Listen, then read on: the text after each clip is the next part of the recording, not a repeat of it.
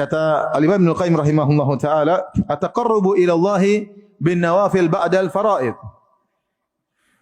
Fa innaha tuwassiluhu ila darajatil mahbubiyyati ba'da al-mahabbah."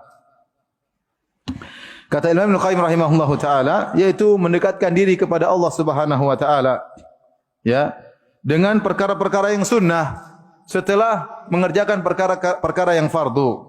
Dengan menjalankan perkara-perkara yang sunnah, maka dia tadinya mencintai Allah Subhanahu wa taala dan dia akan sampai pada derajat dicintai oleh Allah Subhanahu wa taala.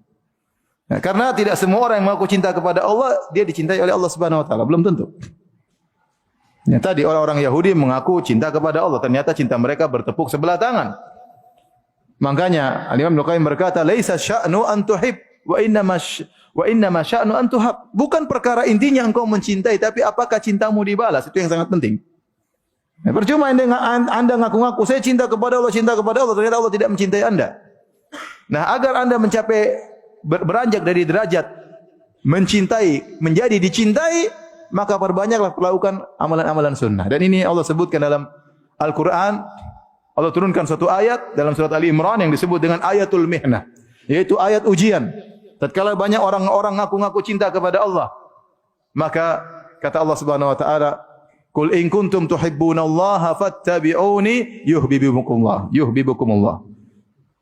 Katakanlah Muhammad kepada mereka, jika kalian cinta kepada Allah sebagaimana pengakuan kalian mengaku cinta kepada Allah, fattabi'uni, maka mana dalilnya? Mana buktinya? Buktinya apa? Fattabi'uni, ikutilah aku, itu Muhammad sallallahu alaihi wasallam.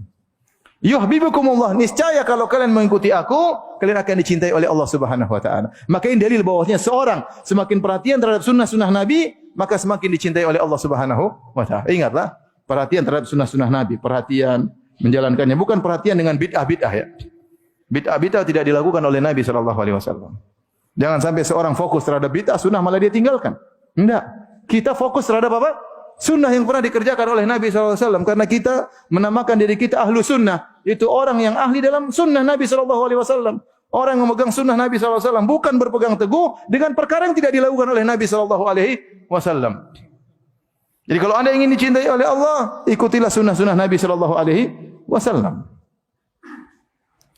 Itu ayat. Dalam hadis Qudsi, dalam hadis Al-Wali yang masyhur, kata Allah Subhanahu wa taala, "Wala yazalu 'abdi yataqarrabu ilayya bin nawafil hatta uhibbah." Senantiasa ya, hambaku mendekatkan dirinya kepadaku dengan perkara-perkara yang sunnah sampai aku pun mencintainya. Sampai aku pun mencintainya. Ya. Maka seorang jangan mencukupkan diri hanya dengan yang fardu. Yang fardu itu yang utama. Dia salat berjamaah, salat 5 waktu ya. Dia puasa Ramadan, tapi yang sunnah-sunnah dia kerjakan. Salat sunnah dia kerjakan, salat malam dia kerjakan, salat duha dia kerjakan, baca Quran dia kerjakan, ya. Zakat dia keluarkan, sedekah-sedekah juga dia keluarkan, yang wajib dia kerjakan, yang sunnah pun dia kerjakan. Puasa Ramadan dia kerjakan, puasa Senin Kamis dia kerjakan, puasa ya Ayyamul Bid dia kerjakan, puasa Arafah, puasa Muharram dia kerjakan. Dengan demikian dia berusaha mendekatkan dirinya kepada Allah. Ya. Kenapa? Dia cinta kepada Allah. Terus dia dekatkan sampai Allah mencintainya. Sampai Allah mencintainya. Dan kalau Allah sudah mencintainya, apa kata Allah? Fa idza ahbabtuhu kuntu sam'ahu alladhi yasma'u bihi. Kalau aku sudah mencintainya, aku akan menjadi pendengarannya yang dia mendengar dengan pendengaran tersebut. Wa basarahu alladhi yubsiru bihi. Aku menjadi penglihatan yang dia melihat dengan penglihatan tersebut. Artinya apa kata para ulama? Allah beri taufik kepada dia. Allah tidak biarkan dia mendengar yang haram. Allah tidak biarkan dia melihat yang haram. Kenapa? Allah bimbing terus. Wa rijlahu lati yamshi alaiha, aku menjadi kakinya yang dia berjalan di atas kakinya tersebut. Wa jadahu lati yabtishu biha, aku menjadi tangannya yang dia memukul dengan tangannya tersebut. Dalam riwayat yang lain, wal qalbahu alladhi yaqilu bihi, aku menjadi hatinya yang dia berfikir dengan hatinya tersebut. Wa lisanahu alladhi yantiqu bihi, aku menjadi lisannya yang dia berbicara dengan lisannya tersebut. Sehingga kalau orang sudah dicintai oleh Allah, dia ngomongnya teratur. Tidak asal komentar, tidak asal nulis ngawur ya. Kemudian dia tidak melihat sembarangan. Setiap melihat yang haram dia selalu beristighfar, dia menjauh dari hal tersebut. Dia gelisah hatinya, mendengar yang haram dia gelisah. Ya, kenapa Allah bimbing dia? Ya. Dia tidak memikirkan yang macam-macam yang Allah tidak suka, maka Allah bimbing pemikirannya. Ini kalau sudah seorang dicintai oleh Allah Subhanahu wa taala. Taib. Jadi ya, Di antara hal yang bisa membuat seorang dicintai oleh Allah Subhanahu wa taala adalah melakukan sunnah-sunnah Nabi sallallahu alaihi wasallam. Bukan hanya yang wajib, bahkan yang sunnah-sunnah terus. Dia kerjakan agar dia dicintai oleh Allah Subhanahu wa taala. Dan saya katakan tadi, ini di antara faedah kalau seorang sudah dicintai oleh Allah, maka dia akan dibimbing. Dia akan dibimbing oleh Allah. Dalam hadis Al-Wali tadi, dibimbing oleh Allah. Penglihatannya dibimbing, pendengarnya dibimbing, komentarnya dibimbing, statusnya dibimbing. Enggak sembarang bikin status ya. Postingannya tidak sembarang bikin apa? Postingan. Kenapa? Dibimbing oleh Allah Subhanahu wa taala. Lisannya dibimbing oleh Allah Subhanahu wa taala. Tidak asal ngomong, tidak asal komentar, tidak asal melihat, tidak asal mendengar ya. Semuanya di bawah bimbingan Allah Subhanahu wa taala ya. Bahkan dalam hadis ya, Al-Wali setelah itu mengatakan, "Wala in ista'adzani la in sa'alani la utiyannah." Kalau dia minta kepada aku akan kabulkan permohonannya. Wala in ista'adza bi la u'idzannahu. Kalau dia berlindung denganku, aku akan melindunginya. Yang dia minta kepada Allah maka akan dikabulkan. Dia berdoa kepada Allah, dia menangis kepada Allah, Allah akan kabulkan permintaannya. Kenapa? Allah cinta kepadanya. Allah cinta kepada hambanya. Dia minta, Allah akan kabulkan apa? Permintaannya. Ya. Maka dalam satu hadis saya sudah pernah sampaikan dalam khutbah Jumat tentang kisah Anas bin Nadhr. Anas bin Nadhr radhiyallahu anhu punya saudari perempuan namanya Rubayy' bintu Nadhr.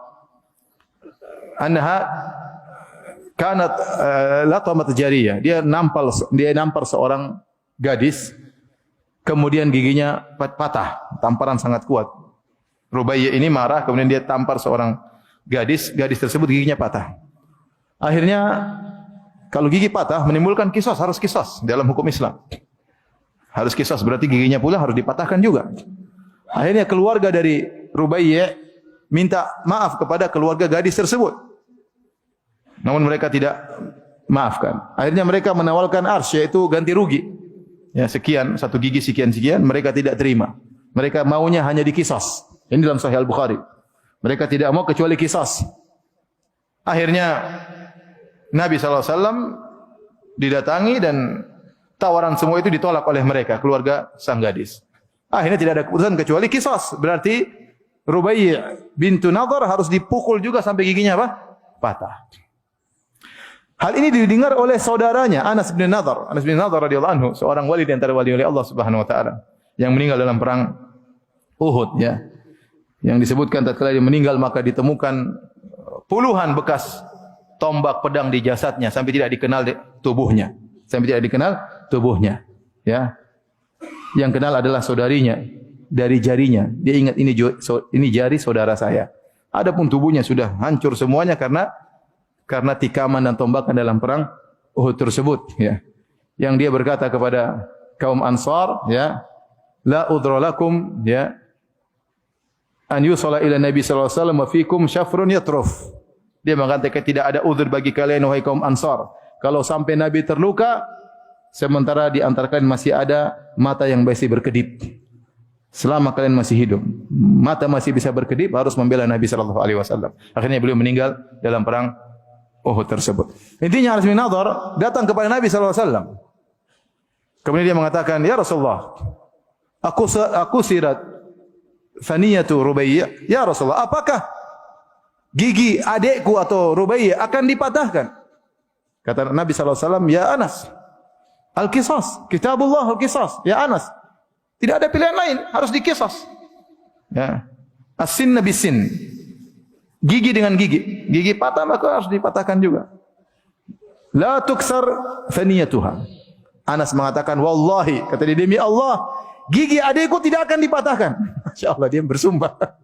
Demi Allah, di hadapan siapa dia bersumpah? Di hadapan Nabi sallallahu alaihi wasallam. "Ya Rasulullah, demi Allah gigi adekku tidak akan dipatahkan." Kata Rasul, "Ya Anas, al-qisas kitabullah." Ya Anas, ente mau apa? Ini Al-Qur'an. Subhanallah. Dia bersumpah, setelah dia bersumpah tiba-tiba keluarga dari gadis tersebut memaafkan. Subhanallah. Tiba-tiba keluarga dari gadis tersebut yang tadinya bersikeras untuk mengqisas tiba-tiba memaafkan. Kemudian Nabi sallallahu alaihi wasallam berkomentar dan mengatakan, "Inna min ibadillah man law aqsama 'ala Allah la abarrahu." Sungguh di antara hamba-hamba Allah, kalau ada yang bersumpah, Allah akan kabulkan sumpahnya. Di antaranya siapa? Anas bin Nadhr. Demi Allah tidak akan dipatahkan giginya. Ternyata Allah kabulkan. Kenapa? Dia wali Allah. Sebagian kita sumpah bolak-balik. Demi Allah pasti menang, ternyata kalah. Misalnya. Demi Allah sudah mimpi 10 kali, ternyata kalah juga. Maksud saya, wali Allah beda. Wali Allah beda. Ya. Ini di antara kalau seorang sudah dicintai oleh Allah Subhanahu wa taala, maka dia akan menjadi wali Allah dan permintaannya akan dikabulkan oleh Allah Subhanahu wa taala. Ya. Dan dia akan dibimbing oleh Allah Subhanahu wa taala.